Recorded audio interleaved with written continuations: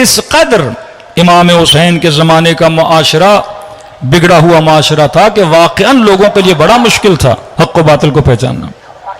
میں کہتا ہوں امام حسین کا معاشرہ تو بہت پہلے کا معاشرہ ہے نا. آج آپ چلے جائیے مدارس میں، آج جا کے آپ جب کتابوں سے حدیث سے روایتیں پڑھیں گے، یعنی ایک مرتبہ آپ کے سامنے متن حدیث اور روایت ہے، صحیح بخاری صحیح مسلم، اور اس میں جب آپ رسول خدا کی حدیثیں پڑھیں گے حمایت حاکم میں مکمل، آج تو چیٹ جی پی ٹی کا زمانہ ہے نا، یہ بھی وہ نوجوان جو آئی ٹی میں کام کرتے ہیں، میں ان کے لیے سمجھیے ایک رہبر فرماتے ہیں کہ یہ زمانہ سافٹ ویئر کا زمانہ ہے. اس وقت آپ مکتب کا دفاع سوشل میڈیا پہ کریں، کتابوں کا زمانہ یہ ختم ہو گیا. یہ زمانہ جتنی اردو میں آپ کی اپنی کتابیں ہیں سیرت معصوم کی، کوئی بندہ ذمہ داری لے ان کتابوں کو ٹائپ کروائے اور جتنا ہو سکے آپ نیٹ پہ اس کو اپلوڈ کریں. کیونکہ آج اگر چیٹ جی پی ٹی پہ آپ ایک سوال رکھیں گے کہ علی ابن ابی طالب کون تھا، تو فوراً آپ کو آنسر دے گا. عباس علمدار کون تھا، وہ فوراً آپ کو آنسر دے گا. اور اسی آرٹیفیشل انٹیلیجنس کا جو آئیکن ہے وہ فیس بک میں بھی آ گیا ہے، وہ واٹس ایپ میں بھی آ گیا ہے.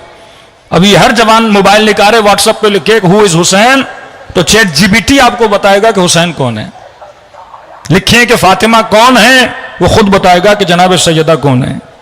آپ صرف واٹس ایپ کا آئیکن پہ لکھیں کہ ابھی عبداللہ الحسین کون ہے، واقع کربلا کیسے ہوا، قاتل حسین کون تھا، جنگ خندق میں کس کا کردار کیا تھا، یہ آپ کو سارا بتائے گا. اور بڑے منظم طریقے سے دشمنان اہل بیت غلط ڈیٹا کو اپلوڈ کر رہے ہیں. شاید اس ڈیٹے میں قاتل کو قاتل نہ دکھایا جائے، مقتول کو مقتول نہ دکھایا جائے، خیر کو شر دکھایا جائے، شر کو خیر دکھایا جائے. اور ہم سوچ رہے ہیں کہ مولانا ابھی بھی ہم مجلسوں سے تبلیغ کریں گے اور مجلسوں سے مکتب کی حقانیت کو بیان کریں گے، چار نعرے مروا کے ہم یہ سمجھیں گے کہ ہم نے بہت بڑا پہاڑ جو ہے وہ پار کر لیا ہے. اس وقت تولا اور تبرہ کو اپنے انٹرنیٹ کے ڈیٹا میں، یہ زمانہ وار آف انفارمیشن کا زمانہ ہے. جو جتنی انفارمیشن رکھے گا، جس کے پاس جتنا ڈیٹا ہوگا، وہ غالب ہو پائے گا. اس ملک کی انٹیلیجنس ایجنسی کامیاب ہوتی ہے جس کے پاس سب سے زیادہ ڈیٹا ہوتا ہے. یہ ڈیٹا کا زمانہ ہے. آپ کے ای میلز جمع کیے جاتے ہیں، آپ کے نمبرز جمع کیے جاتے ہیں. اگر میرے پاس 10 لاکھ ای میل آئی ڈیز ہیں کسی بھی بندے کی، میں ایک میسج 1 منٹ میں بھیج سکتا ہوں. اگر میرے پاس 10,000 نمبرز ہیں واٹس ایپ کے کسی کے، میں 1 سیکنڈ میں اتنے میسج کو آگے بھیج سکتا ہوں. جو جتنا جلدی پیغام کو پہنچائے گا وہ کامیاب ہوگا. نیٹ ورک آف بنو امیہ اتنا مضبوط تھا، ودن 6 منتھ اگر وہ طے کرتے تھے عبد الملک مروان، ودن 6 منتھ وہ پورے بلاد اسلامی میں اپنے میسج کو پھیلا دیتا تھا. اب وہ اہل شام جنہوں نے کبھی علی نہیں دیکھا، وہ اہل شام جنہوں نے کبھی رسول نہیں دیکھا، خلیفہ ثانی جناب عمر کے زمانے میں شام فتح ہوا اور پہلا خلیفہ جو وہاں کا بنا وہ معاویہ ابن ابی سفیان کا بھائی تھا. اس کے بعد معاویہ تھا، اس کے بعد یزید آیا، اس کے بعد یزید کا بیٹا آیا، اس کے بعد ان کے کزن آ گئے وہاں پہ. تو اہل شام نے کبھی علی دیکھا نہیں، اور علی سنا تو کس کی زبان سے سنا؟ بنو امیہ کی زبان سے سنا. اور بنو امیہ جیسا علی دکھاتے تھے وہ آپ کو بھی پتا ہے کہ 70,000 ممبروں سے امیر المومنین پہ سب کیا جاتا تھا. کہ جب اہل شام کو پتا چلا کہ علی مسجد میں شہید ہوئے تو پہلا اعتراض یہ کرتے تھے، ارے کیسے ممکن علی مسجد میں شہید ہو، علی تو نماز بھی نہیں پڑھتے تھے. جنگ صفین میں گالیاں دی جا رہی ہیں امیر المومنین کو. اگلا بندہ پوچھ رہا ہے کیوں دے رہے ہو صحابی رسول کو گالی؟ کہ ان صاحبکم لم یصلی، آپ کا مولا نماز نہیں پڑھتا مجھے بتایا گیا ہے. آپ کے مولا نے عثمان کو قتل کیا مجھے یہ بتایا گیا ہے.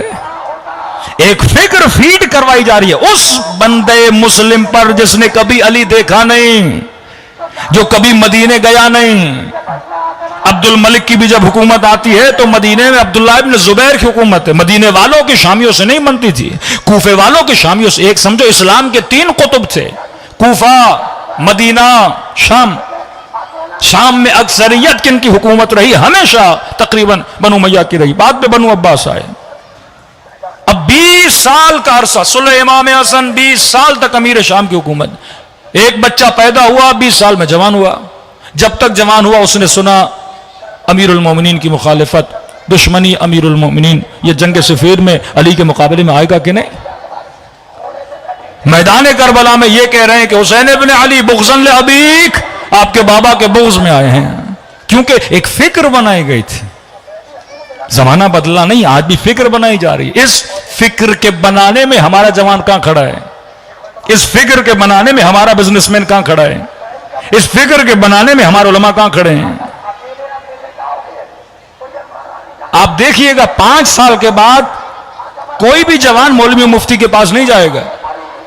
پہلے ہم مذاقاً کہتے تھے نا آیت اللہ گوگل, یہ سچ مچ آیت اللہ بن جائیں گے, کیونکہ آپ کے احتجاج, آپ کی کتب اربعہ, صحیحین, ستہ, یہ ساری کتابیں اپلوڈ ہو جائیں گی. وہ تبری ہو, وہ یعقوبی ہو, وہ جتنی کتابیں ہیں وہ ساری اپلوڈ ہو جائیں گی. اب صرف اتنا ہے کہ آپ ایک کوشچن لکھو آرٹیفیشل انٹیلیجنس سے کہ مثلا خالد بن ولید کون تھا, عمر ابن خطاب کون تھا, علی بن ابی طالب کون تھا, تو جیتے گا وہ جس نے اپنا ڈیٹا اپلوڈ کیا ہوا ہے. کیونکہ چیٹ جی بی ٹی انسان نہیں ہے, اس کے پاس جو ڈیٹا ہے وہ اسی ڈیٹا سے نکالے گا. ابھی ان پہ کیس ہوا کہ آپ نے وداؤٹ پرمیشن ہمارے ڈیٹا کو یوز کیا, لیکن ان کے پاس 80 سے لے کر 2022 تک جتنا انٹرنیٹ پہ ڈیٹا اور ویب سائٹس تھی سب ڈیٹا انہوں نے ڈاؤن لوڈ کر لیا. اب یہ لوگوں کو پیسے بھی چارج کرتے ہیں اگر کوئی ChatGPT use کرنا چاہتا ہے. زمانہ یہاں جا رہا ہے. اب اگر ہمارے کتاب خانے ٹیکسٹ فارمیٹ میں تبدیل نہیں ہوں گے اور اپلوڈ نہیں ہوں گے تو پاکستان کا مسلمان اگر اردو میں کوئی سوال کرے گا تو اردو کا سوال اردو ٹیکسٹ سے نکالا جائے گا, انگلش کوشچن انگلش ٹیکسٹ سے نکالا جائے گا, عربک میں کوئی لکھے گا تو جتنا عربک ٹیکسٹ مٹیریل وہاں پہ ہوگا یا آرٹیفیشل انٹیلیجنس وہاں سے نکالے گی. اب جیتے گا وہ جو جتنا مٹیریل اپلوڈ کرے گا. وہ اس کا زمانہ چلا گیا کہ آپ مجلسیں اپلوڈ کرے جا رہے ہو, یہ بھی چلو نوجوان 4 کلپ سن لیں گے, 4 مجلسیں سن لیں گے, آپ کا اپنا بندہ سنے گا. لیکن ایک جوان جو تھیسس لکھنا چاہتا ہے, جو ریسرچ کرنا چاہتا ہے, جو اسلامک ہسٹری پڑھنا چاہتا ہے, تو جب تک ہم وقت کے تقاضوں کو سمجھ کے ان چیزوں کو اپلوڈ نہیں کر سکتے تب تک اہل بیت علیہ الصلوۃ والسلام کا دفاع نہیں کر سکتے. صلوات پڑھے محمد و آل محمد پر.